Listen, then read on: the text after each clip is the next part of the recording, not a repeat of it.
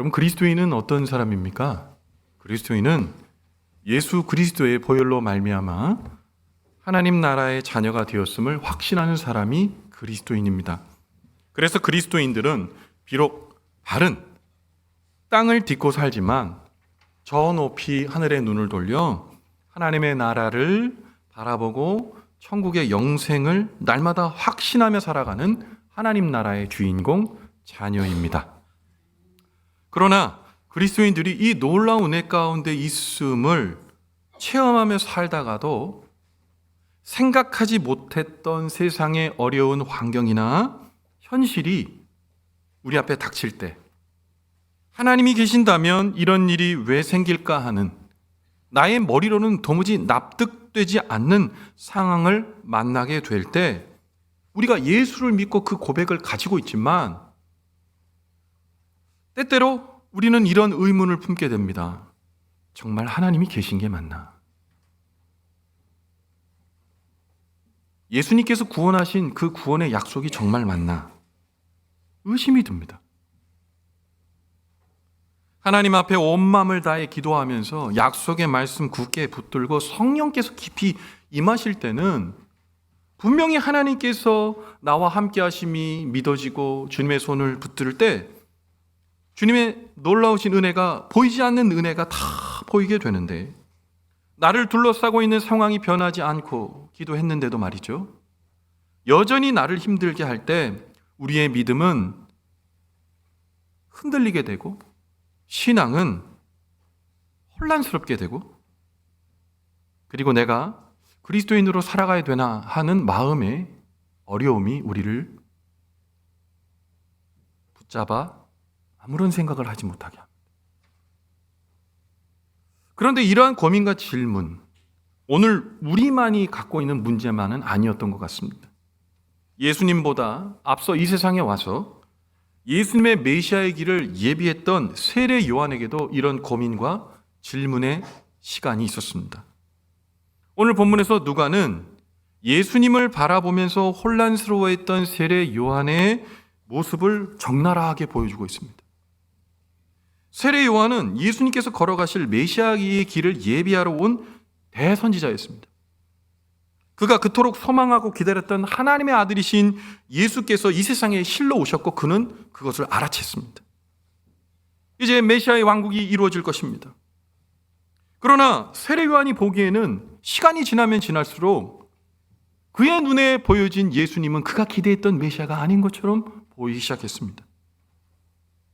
예수님을 하나님의 어린 양이라고 하나님의 그 아들이심을 분명히 보았던 세례 요한이 왜 제자들을 보내 당신이 오실 그 메시아가 맞습니까? 아니면 다른 메시아를 기다려야 합니까? 질문하게 되었던 것일까요? 여러분, 이 고백을 보면서 마치 우리의 삶의 정황 속에서 우리가 노상하는 질문은 아닌가 돌아보게 됩니다. 예수 잘 믿는 것 같은데 어려움의 상황들이 내게 오고 도대체 이 어려움의 상황에 대한 해석을 할 수 없을 때 우리는 묻게 되는 겁니다. 내가 믿는 예수님이 당신 맞습니까? 내가 원하는 바에 응답이 없어서 내가 믿는 예수님이 나의 참된 하나님이며 구주되는 것이 맞는가? 라는 질문.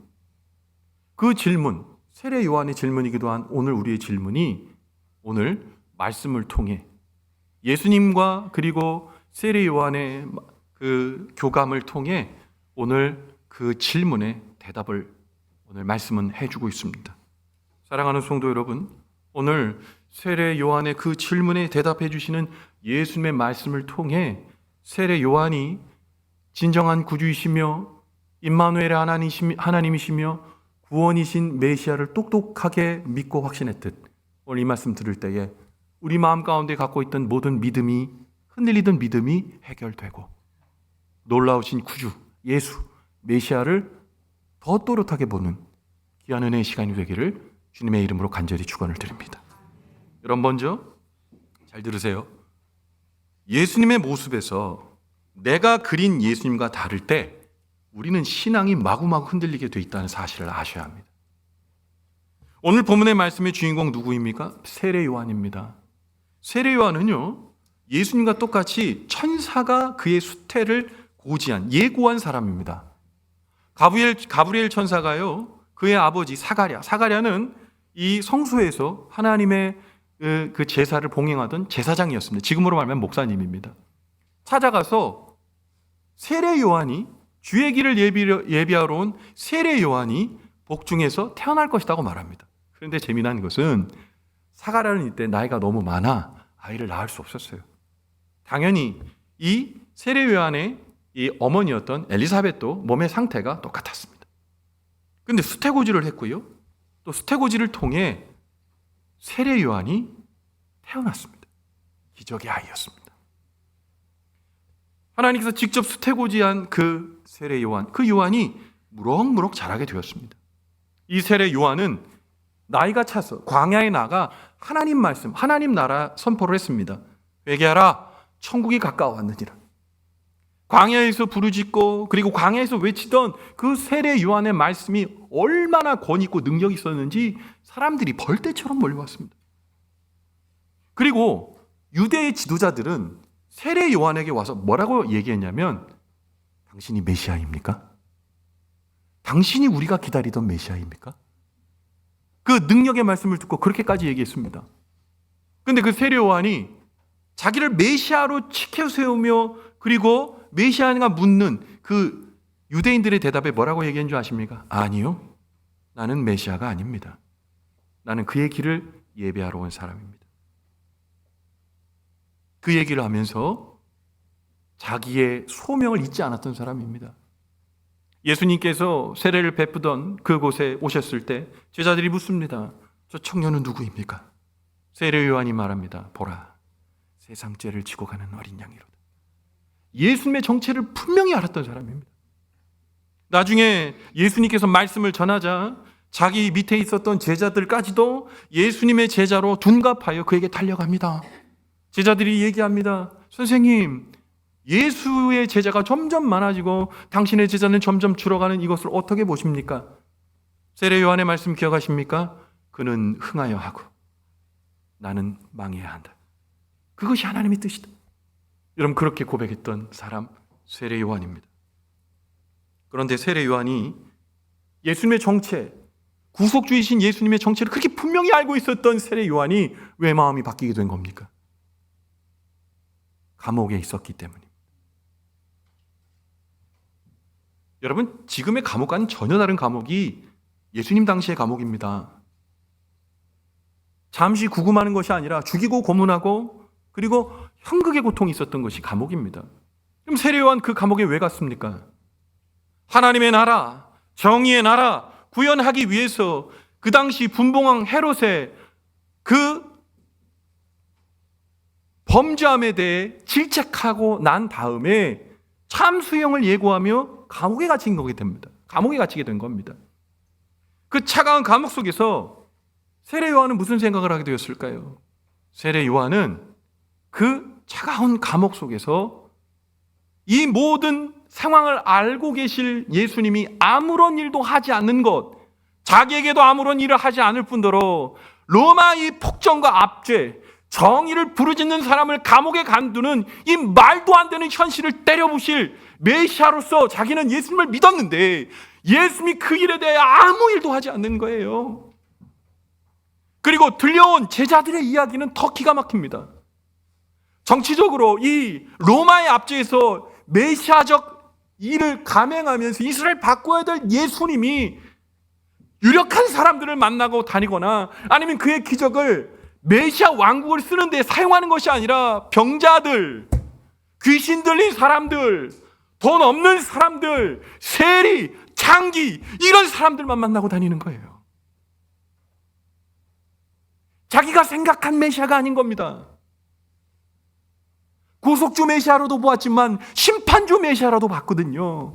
정의에 눈 감는 예수, 정의를 알지도 못하는 예수, 아니 알려고도 하지 않은 예수에 대해서 메시아로 보기에는 너무 어려웠던 겁니다. 그래서 그 혼란스러움을 해결하기 위해서 제자들을 부릅니다. 자기에게 감옥에 있는 자기에게 소식을 물어다 주는 제자들의 말을 또 들었는데 여전히 바뀐 게 없어요. 그래서 제자들에게 이제 예수님께 이 말을 전하라고 제자들의 귀에 이 말을 넣어줍니다. 누가복음 7장 18절부터 19절 말씀입니다. 같이 한번 읽어봅니다. 시작. 요한의 제자들이 이 모든 일을 그에게 알리니 요한이 그 제자 중 둘을 불러 주께 보내어 이르되 오실 그이가 당신이 오니까 우리가 다른 일을 기다려야 할까 하라 하며. 여러분, 이 말이 참 우스꽝스러운 말이에요. 저희가 저번 주 금요일 날 마포구청에서 우리 성도님들 우리 추수감사절 예물 중 일부를 우리 효도밥상을 위해서 기탁한 기탁식을 했습니다. 10시까지 오라고 얘기를 했는데 연락이 오더니 10분 일찍 와서 기다리라는 거예요. 왜 그럴까요? 구청장님 기다릴까 봐. 그래서 갔습니다. 10분 전에 가서 딱 앉아 있는데 정시 조금 지나서 구청장님 딱 들어오니까 사회자 대신 공무원께서 이렇게 얘기하는 거예요. 구청장님 들어오십니다. 안 물어봤어요. 들어오신지 안 들어오시는지 안 물어봤어요.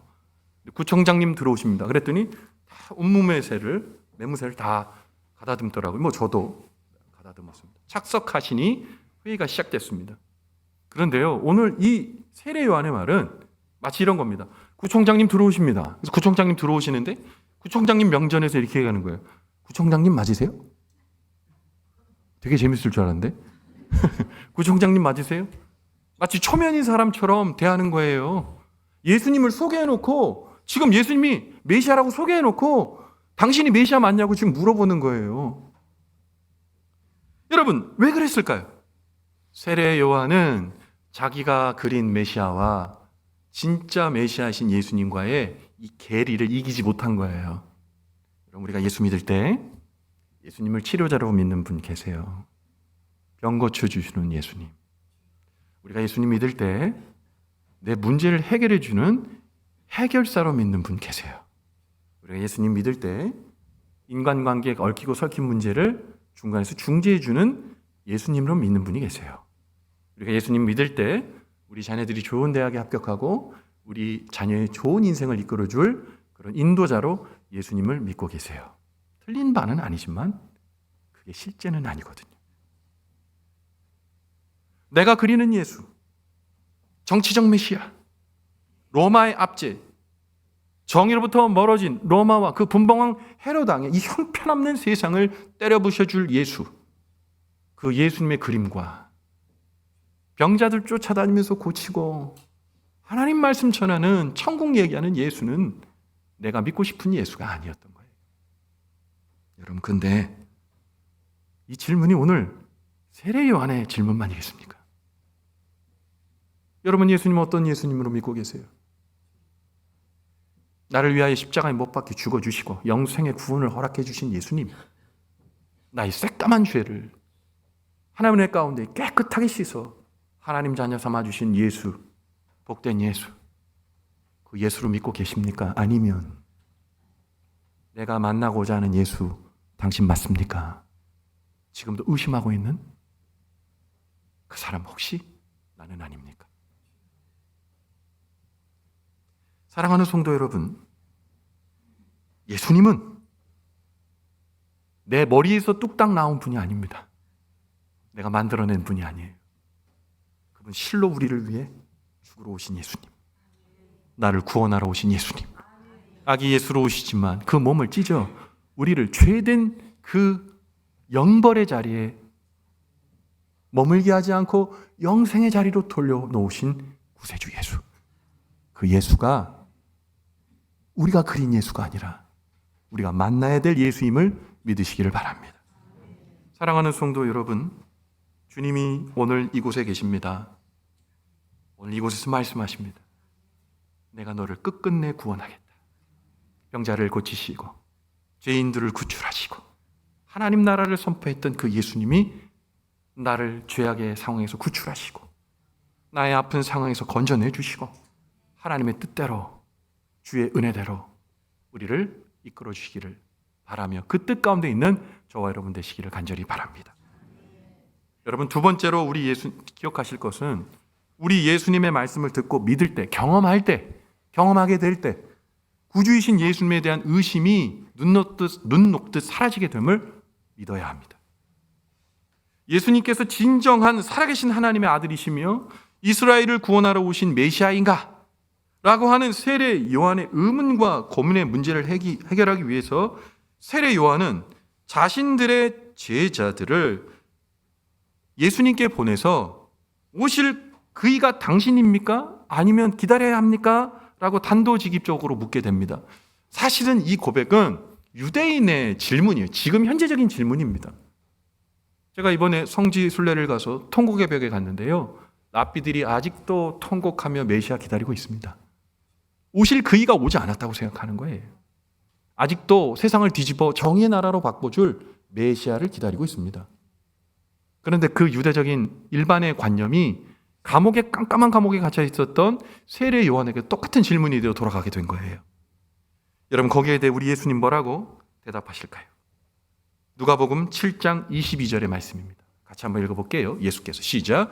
예수께서 대답하여 이르시되 너희가 가서 보고 들은 것을 요한에게 알리되 맹인이 보며 먹 걷는 사람이 걸으며 나병 환자가 깨끗함을 받으며 귀먹은 사람이 들으며 죽은 자가 살아나며 가난한 자에게 복음이 전파된다 하라. 아멘. 예수님께서는 세례 요한이 자신을 어떤 메시아로 보고 있는지 분명하게 간파하시고 알아채셨어요.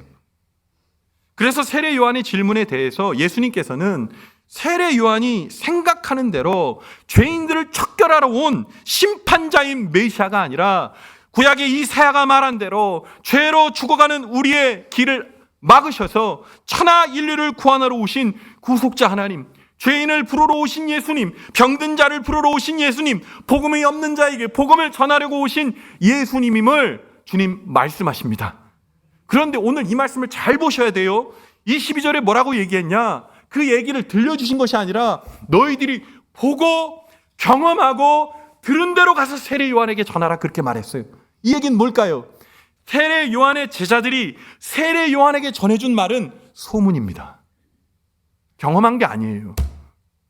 이스라엘에 떠도는 소문을 물어다가 세례 요한에게 전한 겁니다. 선생님, 우리가 잘못 믿은 것 같습니다.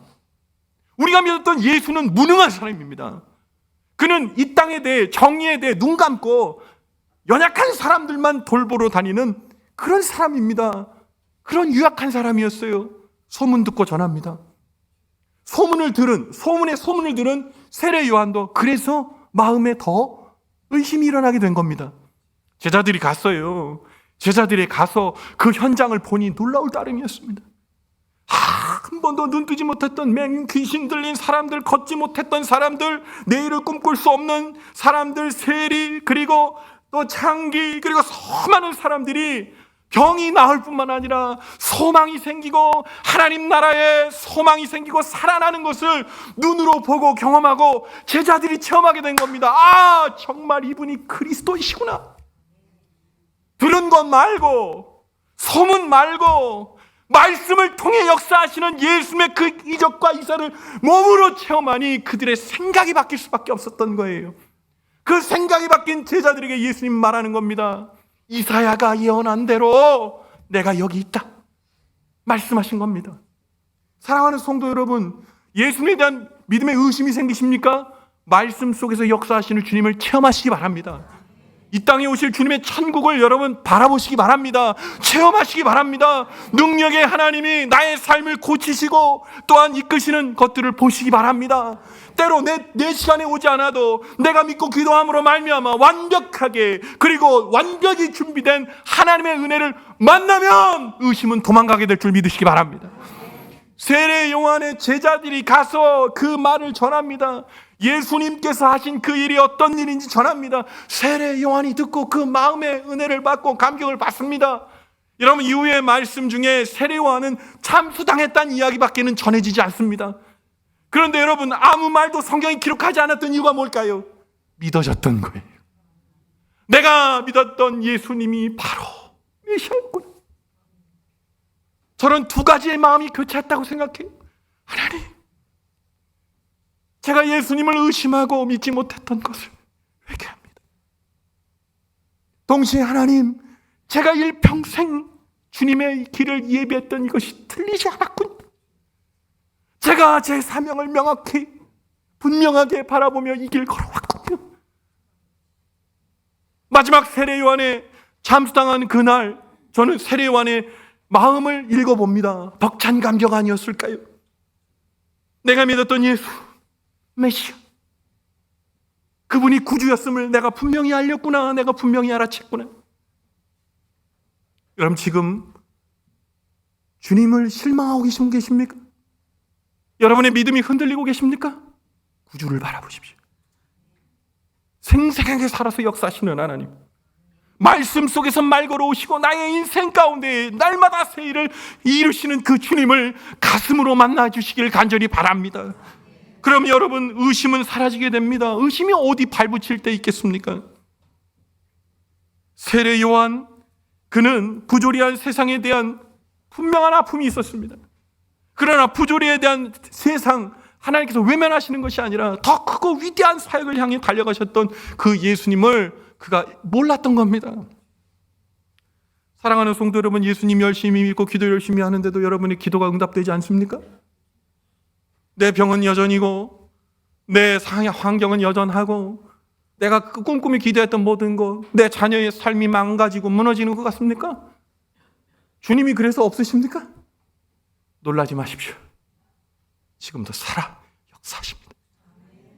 나의 삶의 자리를 잃고 주님께서 우리를 가장 좋은 은혜로 우리를 이끌고 계심을 믿으시기 바랍니다. 하나님은 예수를 보내주셨습니다. 그를 찢어 죽임으로 말미암아 우리에게 구원을 허락하셨습니다. 주님은 그 구원의 길로 뚜벅뚜벅 걸어가셨습니다. 말할 필요도 없이 그가 메시아임을 우리에게 보여주셨고 증명하셨고 오늘 이 자리에 계시고 우리의 삶 가운데 역사하십니다. 사랑하는 성도 여러분, 주님을 바라보십시오. 나의 의심의 자리가 이제 주님의 약속의 말씀으로 채워지기를 바랍니다. 하나님이 들려주시는 놀라운 은혜, 그 은혜가 우리를 압도하기를 바랍니다. 내 머리로 납득되지 않는 상황이라고 주님이 없다 하지 말고 납득되지 않는 이 상황을 돌파하여 가장 좋은 것 주실 예수님, 또한 나의 보이는 삶의 자리가 아니라 저 영생의 구원을 위하여 그 몸 다 주신 예수님이 우리 안에 감격적으로 여러분 새겨지는 대림절 첫 번째 주간 되기를 주님의 이름으로 간절히 축원을 드립니다. 사랑하는 성도 여러분, 우리도 마지막에 세례 요한이 경험했던 그 기쁨과 감격이 우리의 감격이 되었으면 좋겠습니다. 하나님, 내가 틀리지 않았네요. 주님, 내가 예수님 믿는 이 자리가 틀리지 않았네요. 주님, 끝끝내 만나게 될 예수의 그 놀라운 나라가 분명히 있었네요. 주님 감사합니다. 여전히 믿음이 흔들릴 수밖에 없는 나를 지키시고 도우시는 그 하나님의 은혜가 나를 그 환상적인 마지막에 자리에 서게 될 수 있도록 이끌어주시는 주님의 놀라운 친절한 섬세한 손길이 우리 모든 망원제일교회 성도들이 있게 되기를 간절히 바랍니다. 의심이 나의 마음의 창을 두드릴 때 십자가에 돌아가신 예수님, 온몸 다 주셔서 나를 사랑해 주신 예수님, 죽으러 하기로 오신 예수님, 끝끝내 우리를 사랑하시는 예수님, 그 예수님이 내 마음에 오셔서 의심의 밤이 주님의 은혜와 믿음으로 살게 되는 기쁨의 아침이 되기를 주님의 귀하신 이름 받들어 간절히 축원을 드립니다. 기도하겠습니다. 하나님, 내 머리로 납득하기 어려운 상황들을 우리가 만나게 될 때 있습니다. 내가 예수도 믿고 기도도 하는데 하나님, 납득하기 어려운 상황, 감옥과 같은 상황이 나의 목을 조르고 주님이 맞습니까? 내가 하나님 믿는 게 의미가 있습니까? 예수님을 구주로 믿는 데 의미가 있습니까? 우리를 돌아보곤 합니다. 하나님, 우리를 불쌍히 여겨주셔서 죄악 가운데 달려가는 우리를 온몸으로 막으셔서 영벌받아 마땅한 우리를 하나님의 영생의 자녀 삼아주신 그 은혜가 하나님 다시 우리가 체험케 되는 은혜가 되게 도와주시옵소서. 그래서 하나님, 예수님의 말씀이 세례 요한을 납득시키고 하나님의 놀라운 역사가 세례 요한을 이해시키고 그가 하나님의 뜻에 있음을 분명히 알게 된 사건처럼 날마다 주님과 함께 주님과 깊고 친밀한 교제와 함께 주님의 음성이 들리는 그곳에 우리가 있어 하나님 자녀로서의 아름다운 삶을 살게 되는 복, 우리 망원제일교회 믿음의 성도들이 하나도 빼앗기지 않을 복이 되게 축복하여 주시옵소서. 예수님께서 우리에게 선사해 주시는 그 놀라운 구원의 은혜의 지평을 바라보며 내 마음에 의심이 드는 그 삶의 자리 다가올 때 진정한 예수 바라보며 새로운 힘 얻게 되는 의심이 우리의 신앙을 넘어뜨릴 수 있으나 아버지 우리가 패배하지 않는 그런 축복의 삶 우리 망원제일교회 믿음의 성도님들의 삶이 되게 복나려 주시옵소서. 함께해 주심에 감사드리며 우리를 영벌이 아니라 영생의 자리로 이끌어 주시기 위하여 그 몸에 물과 피를 다 주신 우리 구주 예수님 귀하신 이름 받들어 간절히 축복하며 기도 올리옵나이다. 아멘.